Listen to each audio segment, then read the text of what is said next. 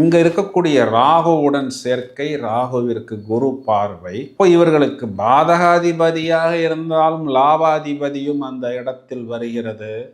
செவ்வாய் 5ஆம் இடத்துக்கு வந்தாலும் குருவின் பார்வை. இப்ப அந்த 5ஆம் இடம் குறிகாட்டக்கூடிய புத்தி, மைண்டு, பூர்வீகம், குழந்தைகள், இதுல எல்லாமே அவர்களுக்கு ஒரு நல்ல தேஜஸ், அபிவிருத்தி, ஒரு சந்தோஷம் அப்படின்னு சொல்லலாம். இது எல்லாமே அவர்களுக்கு ஏற்படும். குறிப்பா கொடுத்த வாக்கை காப்பாற்றுவது, பயணங்களால் ஆதாயம், பயணங்களால் வெற்றி, இடம் பூமி சம்பந்தப்பட்ட விஷயத்துக்கு ஏதாவது ஒரு சின்ன கடன் வாங்கினாலும் அவுட்புட் பிரமாதமாக இருக்கும். அந்த இடத்தை மேனிஃபெஸ்ட் செய்து நிறைய வாடிக்கையாளர்களை அந்த இடத்தில் கொண்டு வந்து ஒரு காம்ப்ளெக்ஸ் கட்டுறது, இல்லைன்னா ஒரு ஆஃபீஸ் கட்டுறது, வாடகைக்கு விடுவது, சோஷியல் ஸ்டேட்டஸ், சோஷியல் ஸ்டாண்டர்ட்ஸை இம்ப்ரூவ் செய்து கொள்வது, வெளிநாட்டு தொடர்பு.